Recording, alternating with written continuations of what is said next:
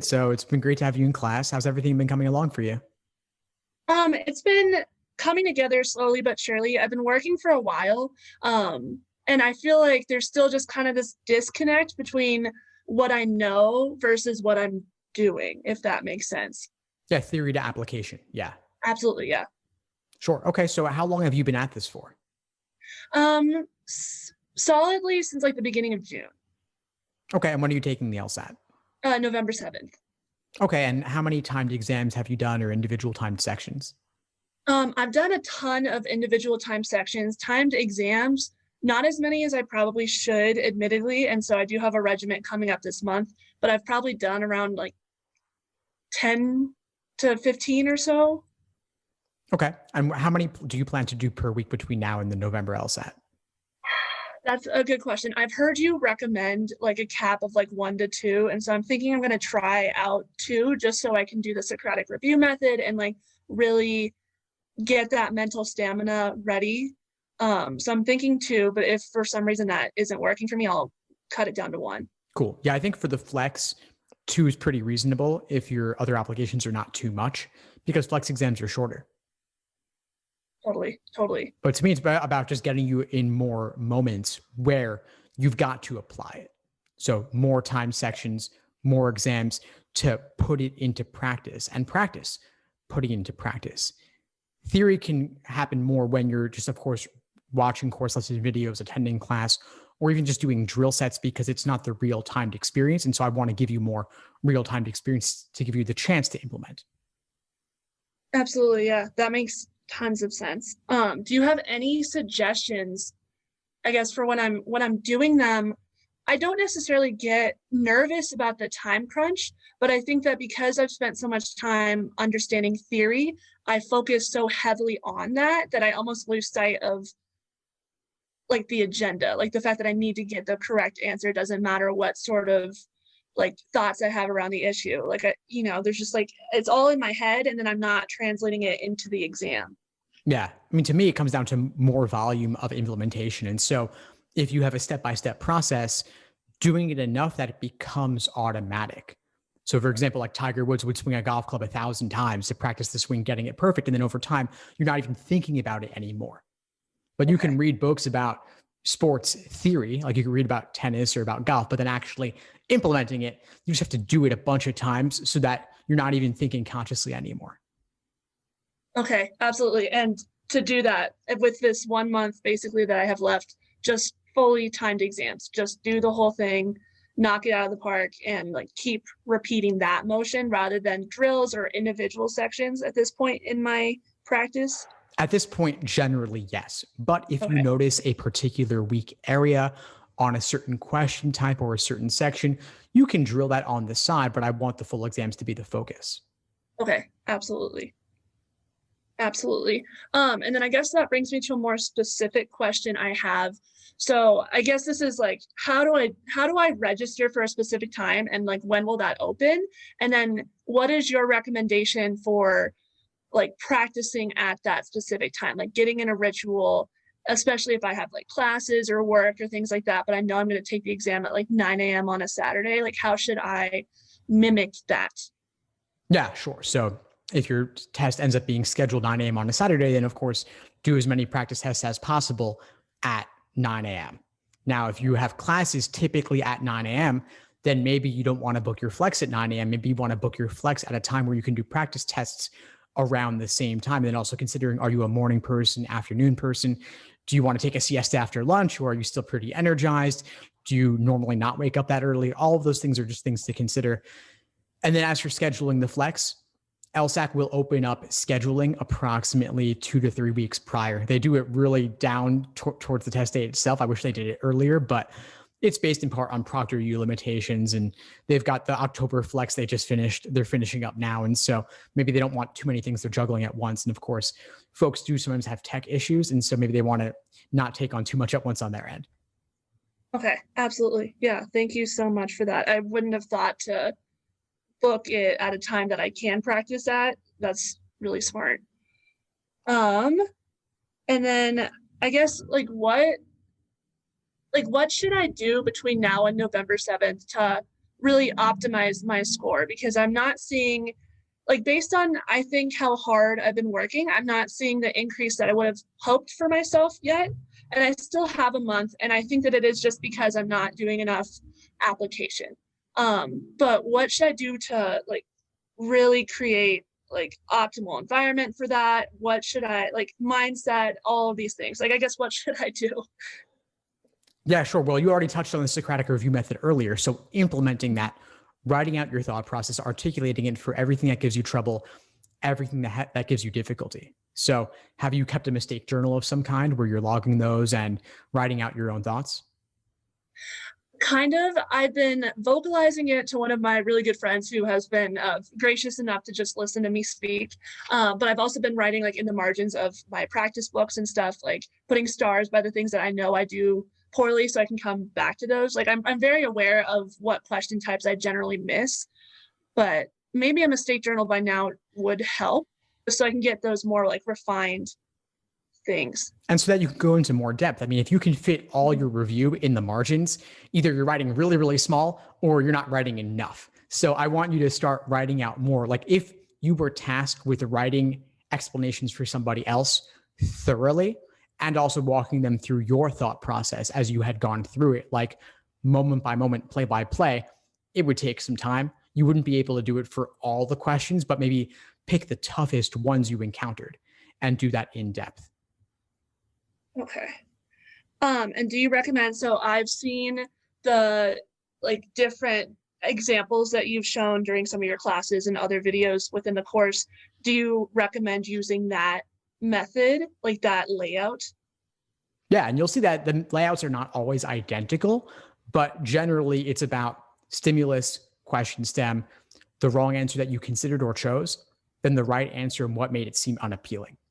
And if you want to do it for multiple choices, you can, just to think about why might someone have chosen this particular answer choice and how were you able to avoid falling into that trap? Okay.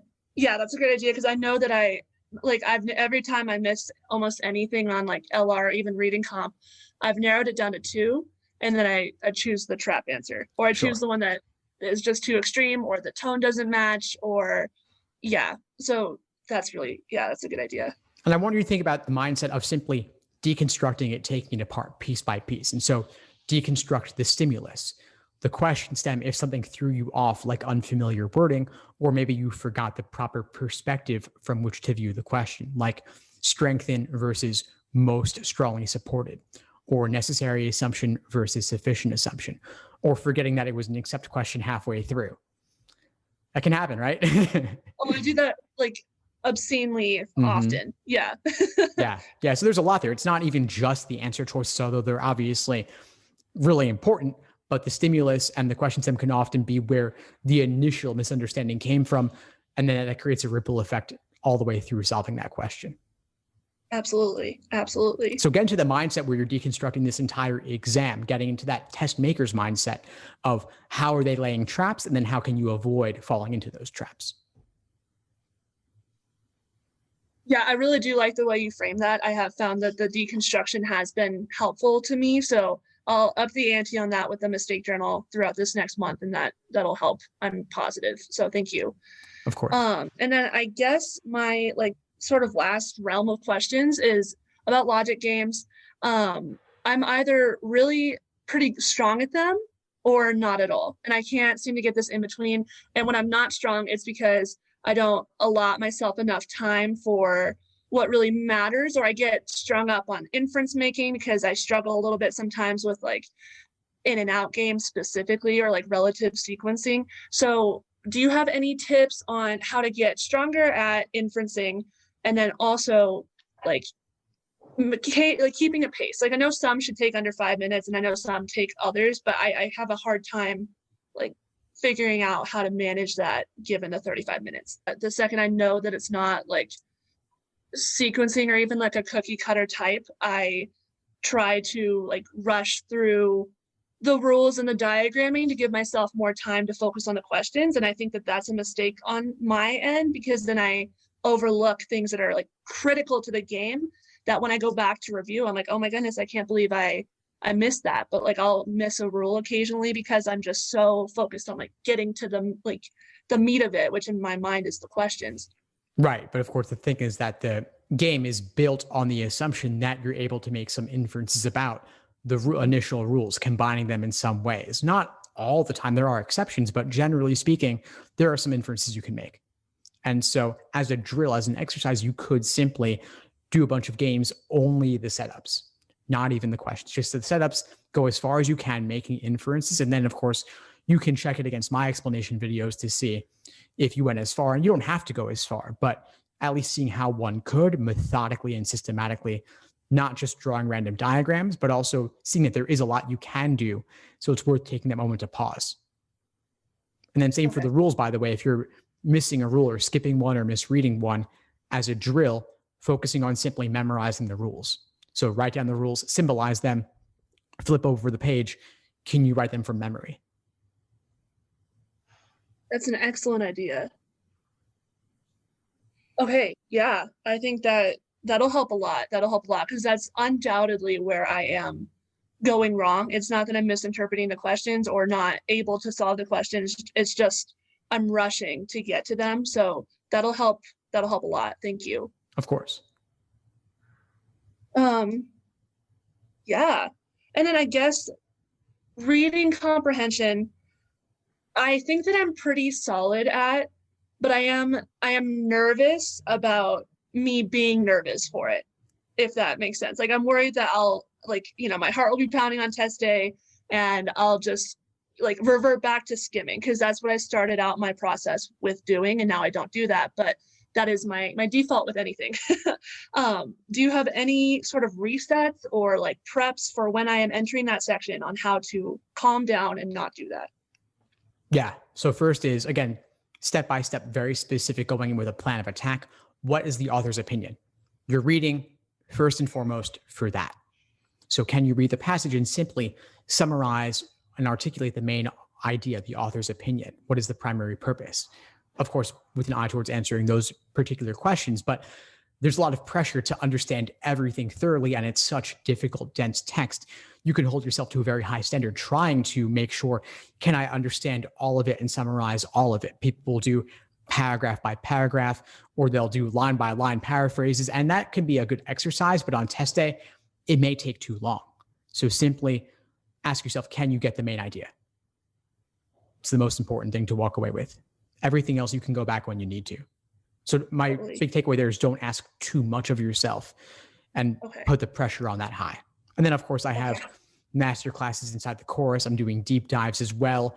We spent an hour going over one passage the other day, not even just the questions, the passage alone. We'll do another one tomorrow night too. So make sure you come to that. I absolutely will be there. Yeah, I was at the one last week and it was like awesome to see your process and how much really does go into it.